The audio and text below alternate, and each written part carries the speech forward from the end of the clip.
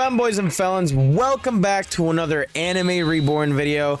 Now we got the Dandadan update. It's an alien versus spirit type thing, where you just get randomly tossed into whatever team and then you contribute like a certain amount of points, or I guess in this case spirits, and you do unlock like stuff like this. And there's also an exclusive unit for the winning team, and also the top 50 players of both teams. There's not much to do except wait for the units to come by, so I'm gonna go ahead and probably cut to maybe Act 6 of the story, and I'll be right back then.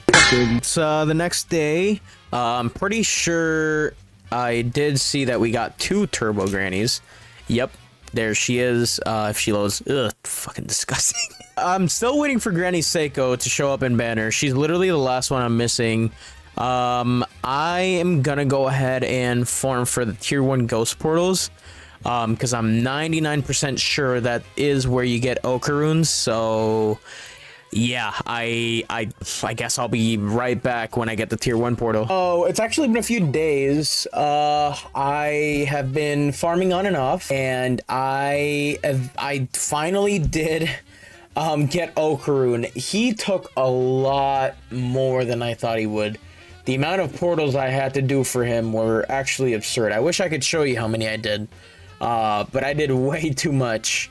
I also got, Momo, I got Psycho, and I also got, where is he? Shrimpy. Yep, there he is. So I should, in theory, have everyone here, and I think I'll be able to buy everyone's evolution item. We have a little under 1,200, so we'll start with, my priority, really. So I for sure want to evolve Okarun, Momo, Iroh, Psycho. We'll do probably Mr. Shrimpy and the alien mask. So I'm missing 300 more for Turbo Granny, which I kind of expected, really. Okay, so it's actually, I think, a day or two later. I'm able to get what I need for Turbo Granny, so now let's actually go ahead and roll first. Okay, let's roll their traits. I don't have, I barely have any trait rerolls right now. I want to roll on them first because I'm actually thinking here, I might want to farm their worthiness a little bit, just to roll on them at least once. Again, I don't have many trait rerolls, so I guess we're gonna keep that. I want to at least roll their stats once before evolving them. I'm not sure if they're any good, but I guess we'll find out. Oh, heavenly. Okay. Kind of wish I got that on Okarun instead, but okay, I'll take it. Best I can do is hope that she's probably decent enough. Maybe. I don't know. Oh my god, I got heavenly on him too. Exploder. Okay, I think I'm only just missing Turbo Granny. Yep, so let's go ahead and roll on Turbo Granny. Anubis, sure. Yeah, we'll keep Anubis. I think that's it. That looks like everyone. Okay, I'm gonna set him up in a team, probably hit an infinite quick, and I will be right back. Okay, so let's go ahead and start with this thing right here. Like the aliens that first attack Okarun and Momo. So they are a 3 placement. Okay. They have a passive called Alien Technology 2, which does 110 more damage to heavy foes. So they're a hill unit. They got 2.42k on placement. They gain alien grometry, yeah, whatever that is, and then it goes from like a line to like a decently sized circle, and then they also gain perfect zone, which is the last one they end off with, which is actually a pretty solid circle there. They don't gain another passive, it's just strictly damage, I guess they're doing. Water, hill, yeah, they don't seem that impressive, really. I guess they're just like a boss killer, or if they mean like, I guess, tank enemies by heavy foes, and Sure, maybe like a tank killer, but let's go ahead and move on to, I guess, Granny Seiko. So she's actually just a 2 placement. She has a passive called Helping Hands, which boosts the damage of fire element allies within the least amount of eliminations in range by 35%. So she's actually gonna be a pretty solid fire support unit. 35% is a lot, I'm not gonna lie. Who's fire? Itachi just sucks. I can't really think of anyone that's fire now, because Broly's fears, Gohan's fears. There's probably a good unit that I'm forgetting about. Anyway, 2 placement. She's 1700, tiny circle on placement, and then she gains Cursed Nail. Becomes a slightly bigger circle, nothing crazy. Looking at about 13.55, and then she goes up to Charm Nail, and it becomes hybrid.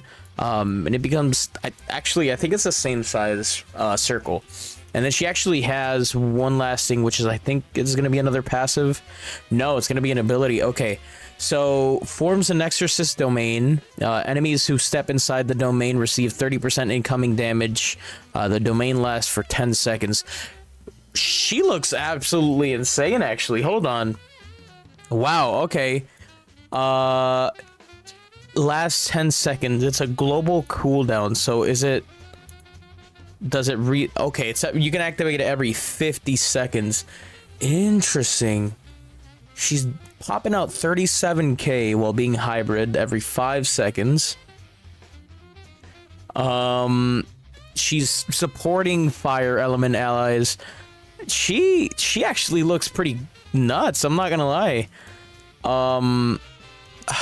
Huh. Interesting. I mean, I mentioned this in my last Reborn video. If they ever end up adding element specific stages with which I'm 100% sure they will, you know, mono teams are definitely gonna become super popular. So she looks actually really good. Let's go ahead and move on over here to Mr. Shrimpy. Mr. Shrimpy is also a 2 placement. I do have triple S damage on him. He has a passive called Shrimp Boxing, which every 5th attack deals 40% critical chance hit, dealing 125% more critical damage. So he has a small line, and then it becomes a circle with Jet Punch, and then he gets Salary Uppercut, which he actually stays with the same circle. Now, okay, I know not every unit has to become hybrid, but he's only ground, and he's only dishing out 12.35k. Then again, also keep in mind, he is level 30. I forgot to mention the alien is also level 30, so their damages look a little bit lower. So in reality, it'd be if it's double that, it's 24, 25k, which isn't terrible. He's critting, I guess. You know, there's that. But I don't know. He kind of loses me with the, you know, just staying ground. I don't know. He doesn't seem too great. But let's go ahead and move on to Ira. So Ira is a 3 placement. I actually have one over here.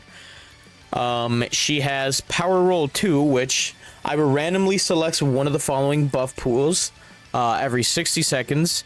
20% damage to enemies, 20% damage to flying enemies, or 20% damage to shade enemies.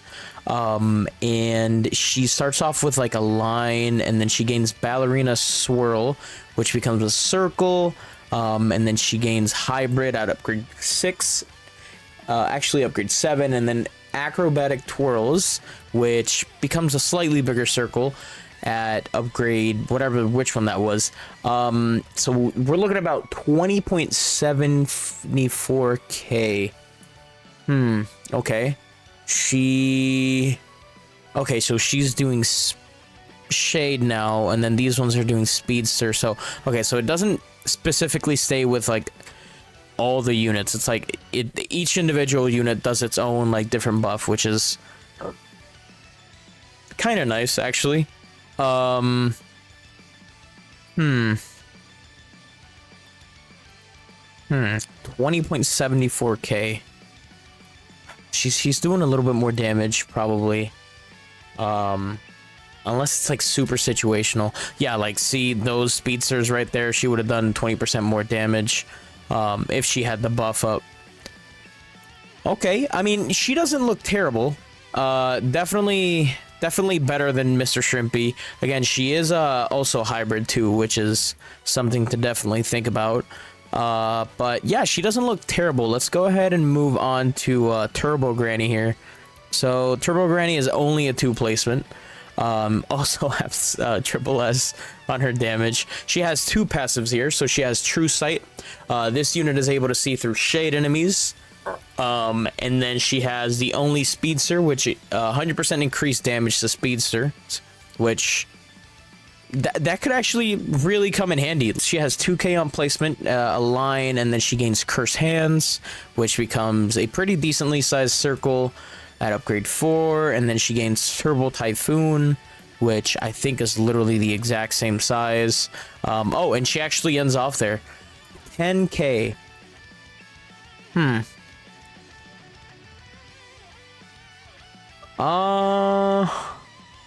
Okay, she's also level 30, but even...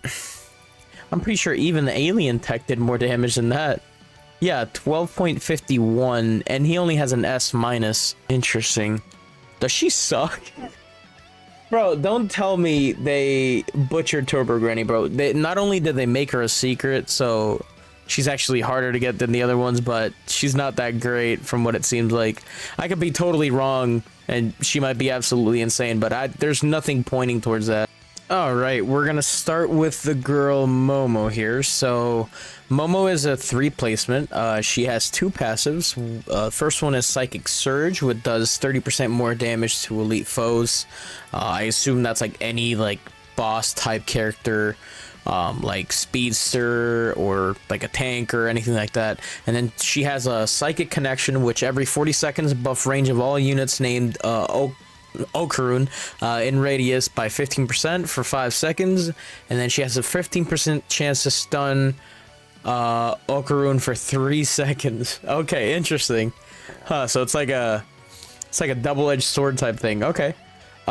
She drops in with 3.63k and a line. She gains Esper Clap, which becomes a really tiny circle. She gains another passive called True Sight. Is this the first 3 passive unit? This unit is able to see through shade enemy. Okay, well, I guess that's kind of a passive. I don't know. She gains Esper Slam, which does become a slightly bigger circle, and then that's where she actually ends off. So we're looking at 23.4k every 5 seconds. Okay, so let's see here. She's doing more damage to elites. She's supporting Okarun, and she's able to hit shade enemies. Okay. 3 of her means roughly around 75k damage every 5 seconds. Interesting. She doesn't seem pretty bad. Let's see what she... Okay, let's go ahead and move to Okarun first. Let's see him without the Momo buff. So Okarun's actually just a 2 placement. He has 2 passives called Turbocharger. Striking at the speed of 100 kilometers an hour, you leave your enemies with a paralysis status for 3 seconds. Paralyzed enemies take 10% more damage. Okay, so also kind of supporting there. And then he has Careless Acceleration with a 10% chance, does 50% more damage for the attack, but with a 2% chance might get self-stunned for 5 seconds, which actually... Oh no, that's just the explosive enemies, never mind. I thought they kind of went through there. But okay, yeah, so Okarun also spawns in with a line, looking at 4.9k. He gains After Images, which becomes a decently sized circle at upgrade 4, and then he gains Turbo Barrage, and he also becomes Hybrid at upgrade 8. And then he actually does end off with that attack. So a pretty okay circle, respectable. Looking at 32.37, again, with just Exploder. Horrible trait, so keep that in mind. And then, obviously, she's going to be supporting him just by being next to him. So, I guess every 40 seconds buff range. Okay. So she's just a range buffer for Okarun, which I believe we'll actually be able to see, because unlike most games, I guess, it kind of displays the numbers in purple when the buff actually does go through. 43. Okay, so that's a pretty decent buff there. It doesn't last too long, which is kind of a bummer. For 3 seconds. Is it really like that big of a deal? You know, at that rate, I feel like that part of the passive just shouldn't even be there.